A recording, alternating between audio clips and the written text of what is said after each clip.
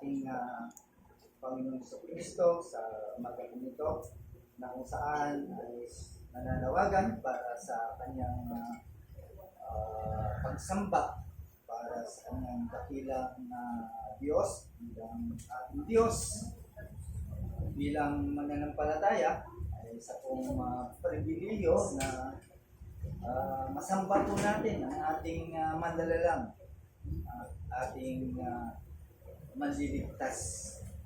Kaya sa ating pagpapatuloy sa ating panibagong binuksan na kung saan ay nakita po natin na kung paano ang isang mga ngaral which in the name of Peter sa kanyang kalalagayan bilang ordinaryong tao ay tinawag po siya para sa kadahilanan na may parating ang mga alituntunin o kalooban ng Diyos sa buhay, lalo na po sa mga mananampalataya. Kaya sa pagkakataon po ito ay ating aralin kung ano yung laman ng sulat ni Peter para sa mga tao during the time na kung saan they are scattered abroad, no? Dahil sa persecution, hindi nila alam kung ano yung kanilang gagawin because some of them ay mga bagong Kristiyano. Malamang you are lucky, you are blessed. You are blessed because meron tayong simbahan, meron tayong pahingahan, while sa kanila, wala silang mapuntahan. Wala silang simbahan. Wala silang madaungan ng panahon kong yun.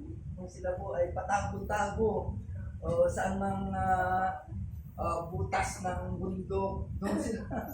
While sa atin, bagamat sa hinihingi ng panahon at pagkakataon, maaaring may plano ang Diyos para sa ating paglipat ng ating matagal na panahon na kung saan ang simbahan po ito ay nanatili po dito while before na kayo po ay mga bago pa lang dito ay ganoon na ang simbahan po natin, paikot-ikot, kaya hindi po nasayang yung mga ganun pagkakataon because bawat lugar ay naipangaral ang salita ng Diyos. Maraming pumasok, maraming narinig. Kaya it's a time again para lumipat po tayo. No? Ayan po yung siguro yung plano po ng Diyos. Kaya mapalad po tayo dahil meron tayong nadadaunan. While itong mga taong ito, during the time, ay wala kahit man lang sana isang silya na maupuan nila para piliin daw ng kanilang sarili para makapagpahinga, ay wala sila noon during that time. Kaya yun po yung persecution na kanilang naranasan. Dito sa ating text na pinasa ay nakasentro po dito kung bakit ang mga Kristiyano ay they are suffering. Bakit ang mga Kristiyano kung kailan naging Kristiyano ay nadagdagan at dumami ang kanilang suffering. And yet, we know, as a Christian, ay kasama po yan sa buhay Kristiyano at yan po ay ang pangako. Ang importante lang, alam po natin. Alam po natin, while yung iba, hindi po nila alam po yun. Lalo na po yung mga bagong Kristiyano, bagong salta pa lang. Kaya nag-struggle po sila. No? Yung mga struggle po sila. Kaya mapalad po tayo. Right? Dahil 2,500 years ago, kung saan si Solomon ay pinag-aralan niya yung kurso ng tao at yung existence ng tao at sa kanyang conclusion na ang buhay ay puno ng walang pakinabang, vanity or emptiness, walang pangako sa buhay ng mga tao. Kaya nakikita po niya ang mga tao kahit sila po ay matuwid at masama, i-suffer. No? Naranasan nila po yun. Sa kanila, isang form of injustice. Walang katarungan. Nakita naman po natin, especially si Brother Job. Right? He is a righteous man. Pero nag-suffer po siya. Kaya during his trial, ay nakita po natin yung kahinat na. Maybe today you have trial also. Meron kang pagsubok sa buhay. And yet, be happy. Rejoice. Dahil yan ay kalooban ng ating Panginoon. Kaya dito sa ating pinag-aralan, last Sunday, nakita po natin na isang mananampalataya that we have a pretty good situation. Okay? Nasa kabila ng bagay na naranasan ng bawat Kristiyano, hindi po ito lahat po tayo ay dumaranas po dito. But in our study, nakita po natin yung mga several reason, mga kadahilanan na dapat ang Kristiyano ay magalak. Magalak ka. Kahit nasa sitwasyon ka na hindi mo akalain. You have to be rejoice. Why? Because in verse 3, sa ating text na binasa na nakaraan, meron kang buhay na pag-asa. You have a living hope. Wala sa kanila po yung tayo lang po ang meron, no? Okay? And verse 4, we have an inheritance. Meron kang mana na kung saan ay walang hanggan. It is lasting inheritance. Diba? Meron tayo po nun. Kaya maggalak po tayo. And verse 5, makikita din po natin po doon that we have a long term. Ibig sabihin, yung kaligtasan mo ay hindi po yan natatapos. Bagamat marami po tayong dinadaanan, pero sigurado naman yung pangako ng Diyos na meron kang kaligtasan. Kaligtasan in any way. Kaligtasan sa kapahamakan, kaligtasan sa mga kahirapan, anything na sinasabi po natin, na sinusuong po natin, ay ligtas po tayo because yung pangakong kaligtasan, ito sa present tense po yun. Na ibig lang sabihin, yung bunga ng iyong kaligtasan ay maraming biyaya po yun. Kaya dyan po yung ini-enjoy po natin. At panghuli, yung verse 6, sinama na po natin, ay meron po tayong tinatawag na final reward. Masama ba ito? Bilang mananampalataya, masama ba ito para sa ating mga Kristiyano? Ito po ay pangako. So, we have to rejoice in the Lord. Hindi lamang po ngayon. Dahil nakadakapangpalad mo ang Diyos mo, ang iyong tagapagligtas. Ibig lang sabihin, every day in your life, you have to rejoice. Dahil ikaw lang ang meron din yan. Wala sa kanila. That's why we are eager to share to them our hope, our joy to people na wala pa kay Kristo. Na nagagalak po tayo na ito po ay may bahagi po natin. And yet, again, sa kabila po noon, mga bagay po yun, still, there are trials. Right? Parang parang maganda na nga yung takbo ay meron pang naging problema. Parang gano'n ang buhay ng Kristiyano. And maybe we cannot understand. Sa mga batang Kristiyano maaaring hindi nila maintindihan po ito, nor they are not acceptable for them. Hindi nila ma-appreciate ang mga bagay pong ito. No? Pero sa atin, bilang mga matagal ng mananampalataya, we know, although na may mga bagay na ganyan, but we cannot expect them kung kailan darating.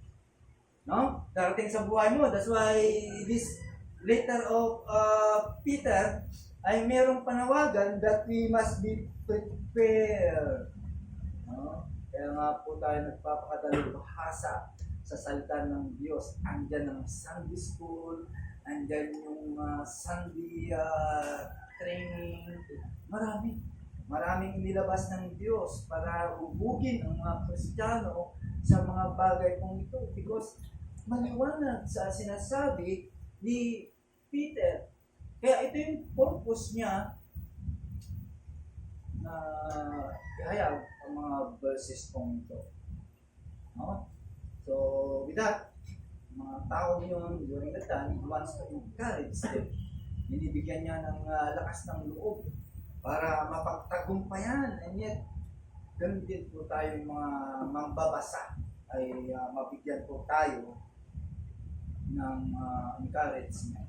Because we don't know kung kailan po darating. May dumating na sa'yo o napaghandaan mo pero hindi pa natin alam kasi unexpected po yan. Just prepare po tayo, kaya po natin salagin sa tulong po ng ating Panginoon. So now, let's go back to our text from verse 6 to 11. Hanggang verse 9. Hindi ko na yung 11 kasi nandun yung pinaka main topic po nun, which is Christian, why Christian suffer, no? Bakit ang mga Kristiyano ay dapat bakit nagsasuffer? Alam naman po natin ang kadahilanan. So, in verse 6, kita po natin po doon that there is a word about reality. Isa po itong realidad sa buhay ng mga Kristiyano or even hindi mga Kristiyano, lahat po tayo talagang dumadaan po sa ganito. So, tingnan po natin kung ano po ang encouragement ni Peter regarding po sa mga bagay po nito. Manalangin muna tayo. Salamat po sa oras na ito. Humingi po kami ng tulong ng Banal na Espiritu na siyang magbukas sa aming mga eye of understanding, mga puso po namin ng Diyos na kung saan ay buksan mo po ito upang sa gayon ay malaya na matanggap po namin naman ng mga encouragement na aming makikita sa oras nito. Salamat, Diyos, sa oras nito. Pamidalahin sa pangalan ng Jesus. Amen. Okay. Tandaan po, bilang sa Kristiyano, ang iyong estado, ang iyong buhay, ang iyong estado ngayon, no?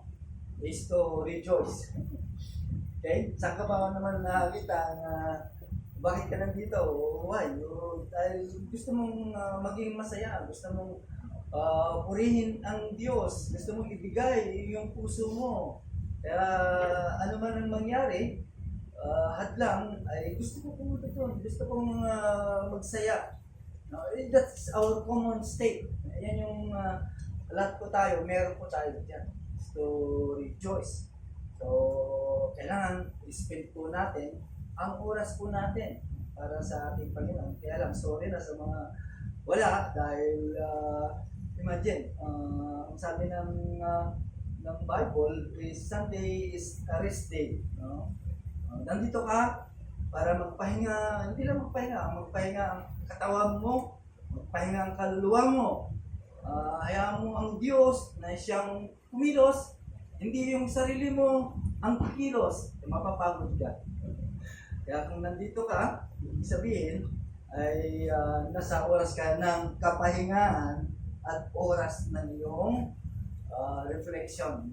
Ganun pala kawet ang Diyos sa akin. For the rest of the day, ay dinala niyo ulit ako dito. No? That's the reality. Yan po yung tunay.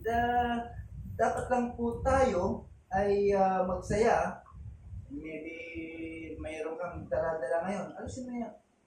Dahil walang lugar dito ang mga bagay niya. Lugar lang ito ng pagsamba sa atin. Sa place for worship. Praise. Kaya nga may panawagan. It is a full of worship. No? So, ibig lang sabihin, lahat ng mga bagay na hadlang para sa pagtawag sa pagpuri sa Kanya ay alisin po natin. Why? Because this is the day of the Lord's has made.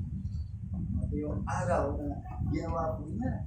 Kaya walang lugar ng mga bagay po dyan. Ayan po yung katotohanan. Okay? Otherwise, hindi ka Kristiyano kapag wala ka niyan. Because Christians, tinatawag sila the rejoicing people. Di ba? Magugulat sila, bakit ang taong ito, kahit nasa bingit ng ng mga alalahan na sa buhay, ba't nakukuha niya pa rin ang magsaya. Right?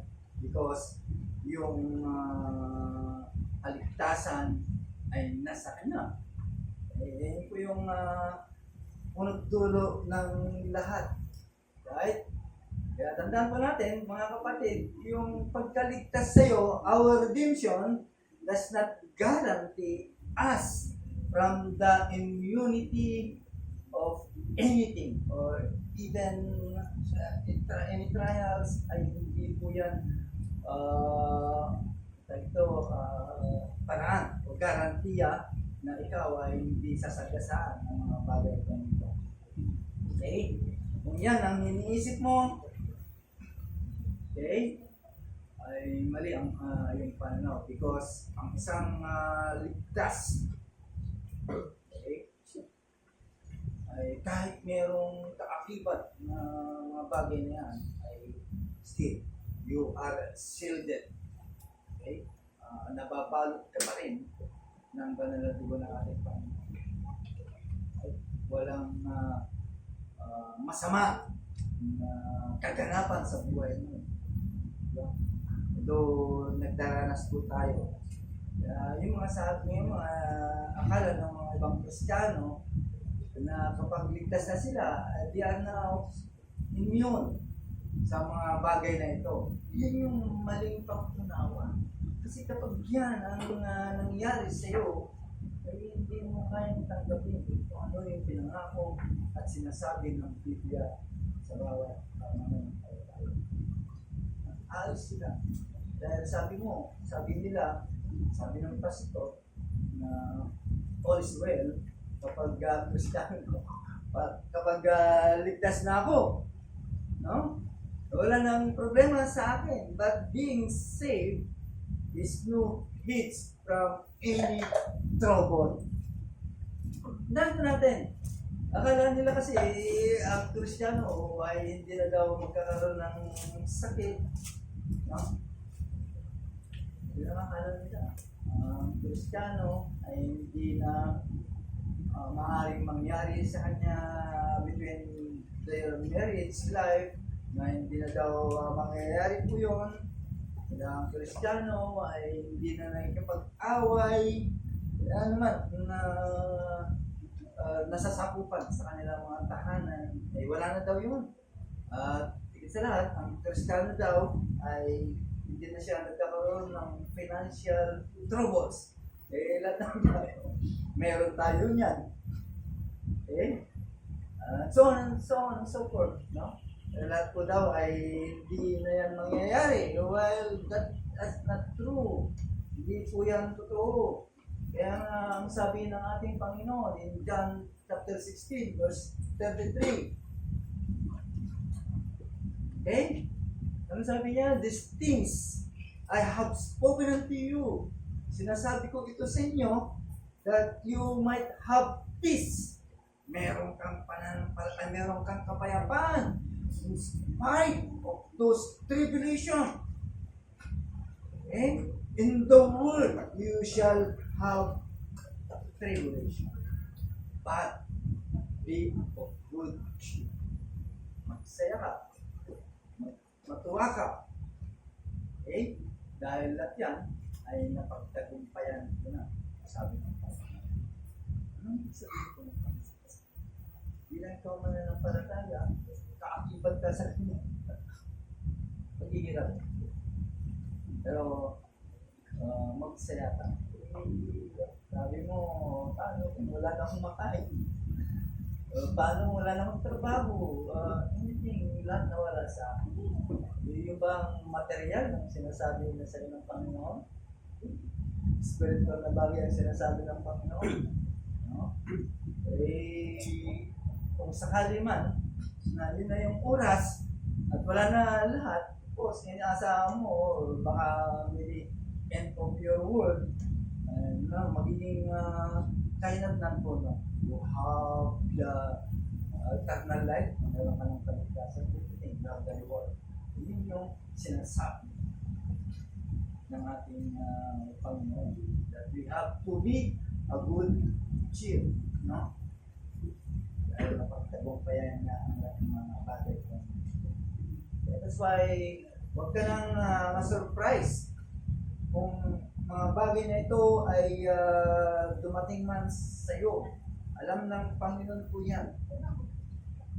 Okay? Hindi yan magbabago kung ano yung pinangako sa iyo ng Diyos, kung ano yung covenant niya sa iyo. Gagawin niya po yung covenant niya, kasunduan niya sa iyo. No? Hindi niya babaliin ang kanyang kasunduan sa iyo. Bagamat tayo po ay madalas binabali po natin. Okay? Ay hindi niya babaliin ang kanyang sarili. Although, ang buhay ng Kristiyano ay maaaring may mga naka-preserve pa sa iyo.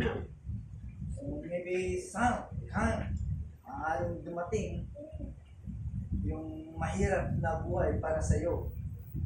Okay? Maaaring naka-store sa iyo. Diba? Mamili ka.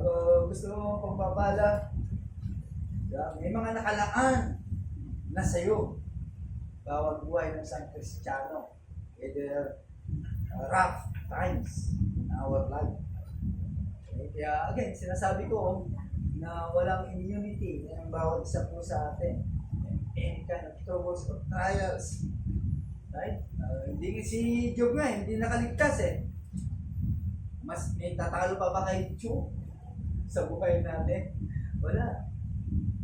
Diba? Pero tingnan natin kung paano hinubog ng Diyos si Job. So, ganyan din ang gagawin sa'yo. Uhubugin ka. Hanggang sa mamukha ka. Hanggang sa uhubugin ka ng pamukha ng ating Panginoon. Kaya asahan po natin mga kapatid. Hindi tayo makakaligtas po dyan. Right? Eh, kung gusto mong makaligtas, di magpita. Alam nga namang ito po yan. Right? Hindi naman siguro. Okay? At maraming i-reveal po ng Diyos sa mga iyo. Okay? God wants you to know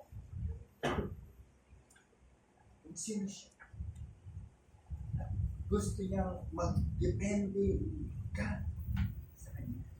That's why Peter calls this times manifold temptation.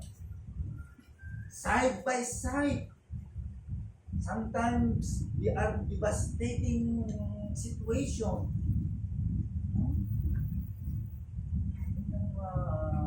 Dapat po natin kaya huwag kang paisi-isi. Huwag tayong paisi-isi Kristiyano. Hindi continually sick. Magiging aware po tayo. Binigay na naman ng Diyos yung Bible. Bahala ka na kung paano mo gagawin yan. Paano mo magiging saved yan. At yan ang dyan ka mag-depende. Yung panawagan po sa atin ng kaligtasan, hindi easy go lucky po yun. Meron tayong tungkulin. Meron po tayong responsibilidad na to cultivate our salvation. Ibig sabihin, meron po tayong gagawin. Meron po tayong gagawin. Now, in verse 7, there is an alignment. A word about regarding realignment. Okay? Anong gagawin po natin? Well, of course, yung pagsubok na dumating sa iyo, yung mga bagay na dumarating sa iyo, alam niyo po yung ibig lang sabihin po nun, mayroong realignment of your faith. I-realign yung ating pananampalataya. Kaya sinabi ng text po natin, the trial of your faith. Kaya when the time comes, okay, mag-concentrate ka sa iyong pananampalataya. Dahil yung pananampalataya mo, ang Diyos ang nagbibigay ng kapangyarihan para ma-overcome yung mga bagay po yan. Yung pananampalataya mo sa Panginoon. Kaya nga, ang ginagawa ni Satanas sa lahat ng mga Kristiyano ay ginagawa niya ang kanyang makakaya para bigyan ng doubt ang isang Kristiyano. Kaya ng aking Diyos ito? Yung doubt na pilit sinasaksak ng demonyo sa ating kaisipan. Diba? Yung ganyan ang nangyari kay Peter. Okay?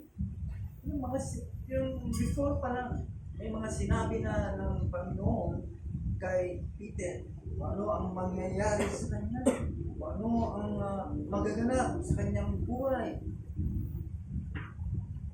Okay? At sinabi niya rin na maraming aayaw sa iyo. There is many rejection in this world. Kaya si Peter pa lang, sa kanya ay talagang nag-suffer na siya ng kanyang pananampalataya. Ayun po yung kanyang discourse. Okay? Sa atin din. At yan ang mangyayari po sa atin. So, subukin ang iyong pananampalataya. You must suffer. Be ready. Magkanda. Paano na pag-aaral? Kung malamdam ang buhay Kristiyano natin. Tamad po tayo na tignan, aralin ang kanyang inihayag na kalumang po sa atin. Diba? Kung hindi po natin yung pagkanda. At maraming dumaan po dyan, hindi lamang si Peter, si Paul, si Stephen, si James. Okay? Namatay po ito dahil sa kanilang pananampalataya. Hindi ko na sinasabi na mamamatay ka sa iyong pananampalataya. Ay kung dumating man yung pagkakataon po yun, alam naman po natin na ang Diyos ay magbibigay ng grace. Even in your death, God will give grace. Mahalap po natin po yan. At alam naman po natin, nangyari na, hindi lamang sa ngayon ikaw, mangyayari sa ito, even millions of believers. Kung nagbabasa po tayo ng mga history about Christianity, malalaman po natin kung saan that there is 68 million, approximately million believers have died during last 2,000 years. Diba? Yan, lahat po yan. May mga alam-alam sa pangalan ng ating Panginoon sa Kristo. They suffered dahil sa kanilang pananampalataya. Lahat po yun. Ay nangyari po sa kanila. Now, hindi lamang po yung alignment ng pananampalataya po natin. Okay? Ibig sabihin ng alignment, bring into your faith become true. Pero kasi pananampalataya na ano na hindi totoo eh. Okay? Kaya ine-align ng ating Panginoon ang ating pananampalataya. Now, there is also alignment sa lugar kung saan ay nandun po tayo. Diba?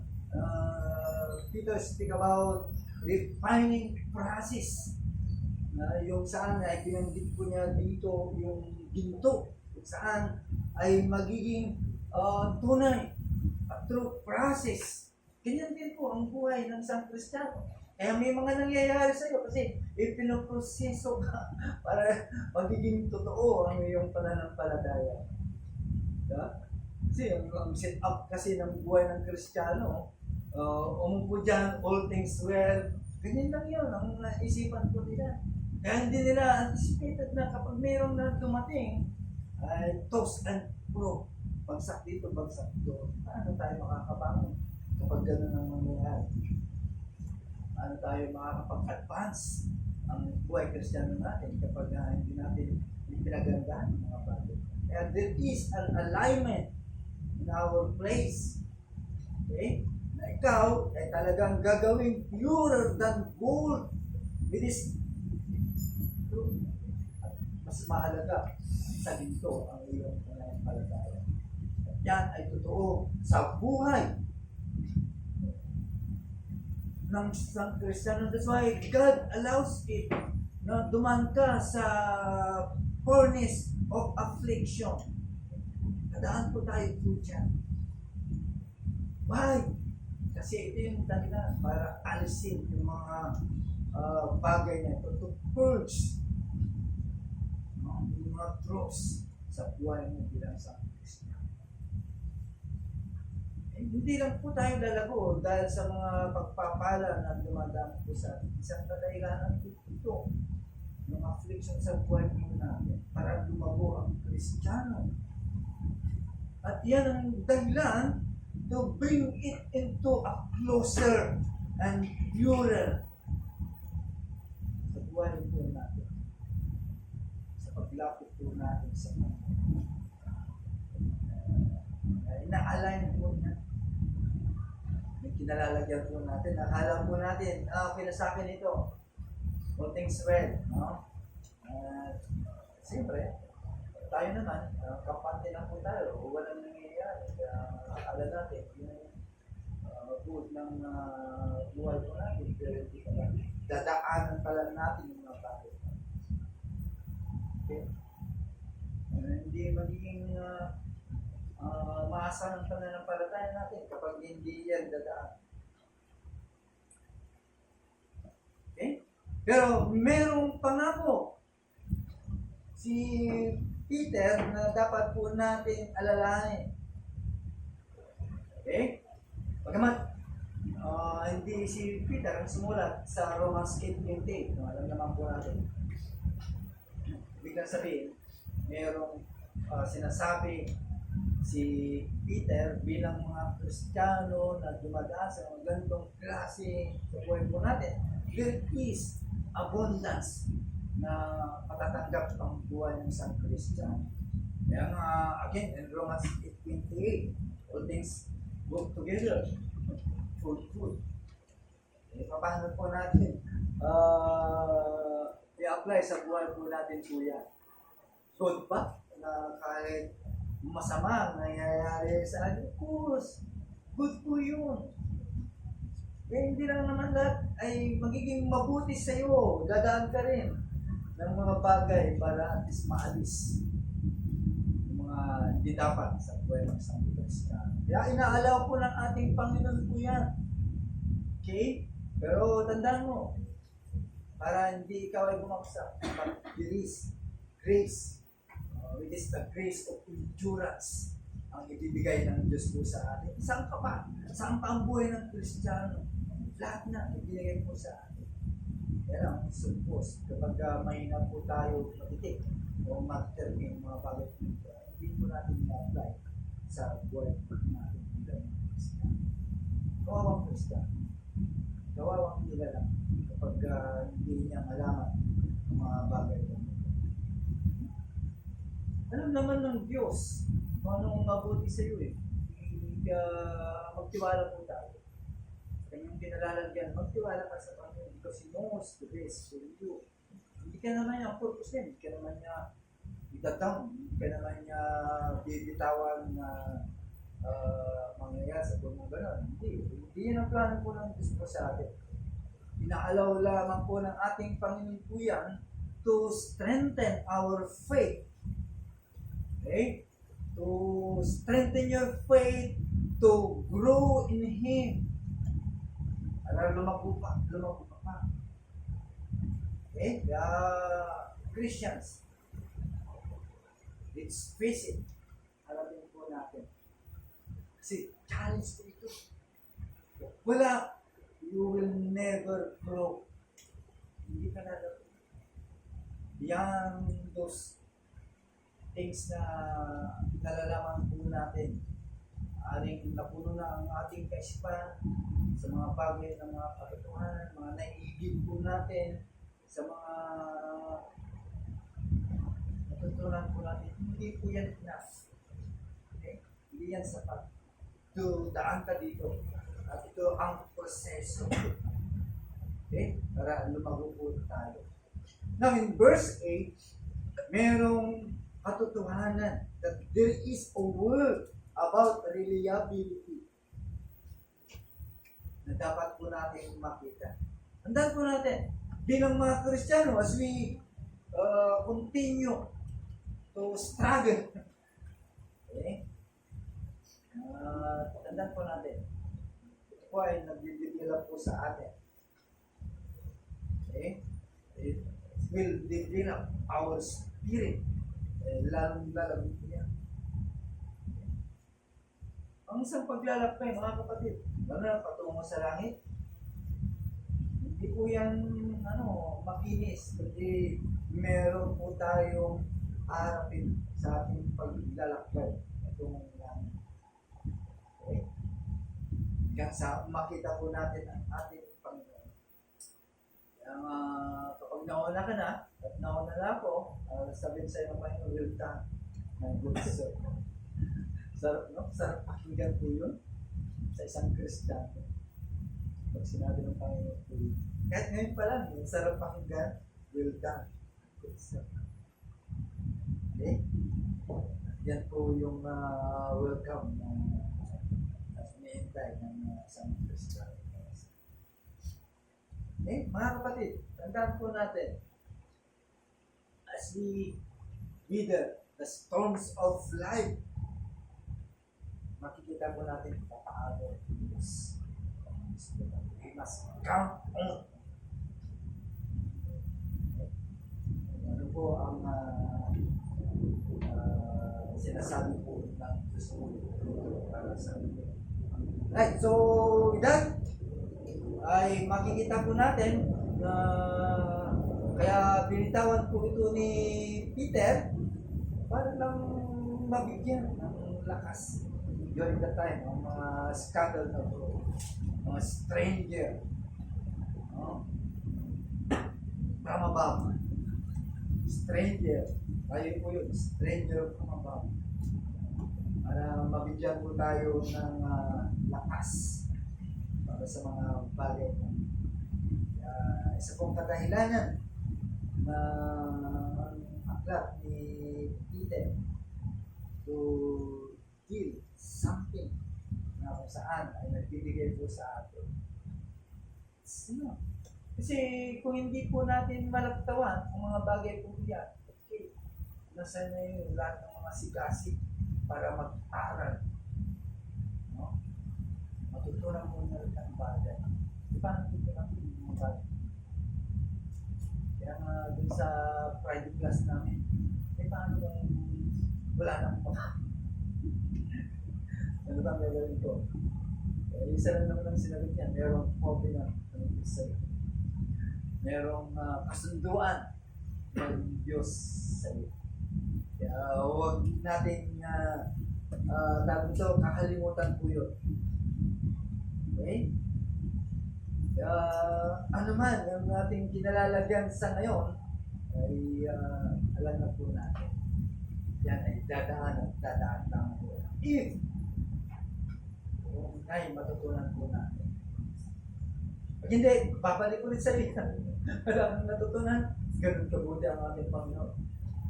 Gusto niyang matuto ang bawat isa po sa atin. Okay? Gusto niyang makita na merong pagbabago, na-develop ba yung pananampalataya mo? Na-align ba yung pananampalataya mo? Na-align ba yung kinalalagyan mo? O baka wala. Okay? Baka walang nangyari. O baka still, sin pa rin ang nangyayari sa'yo. Ay paulit-ulit na lang. Instead na magiging matibay na Kristiyano, right? Wala.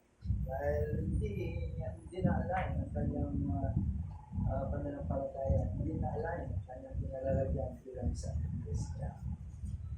Okay? So, ano yung natin i-apply sa buhay ko na challenge ko sa atin bilang mga Kristiyano? It's a lot, of course. Walang makakapagtawid ng mga pagsubok na ito kung wala ka kay Kristo.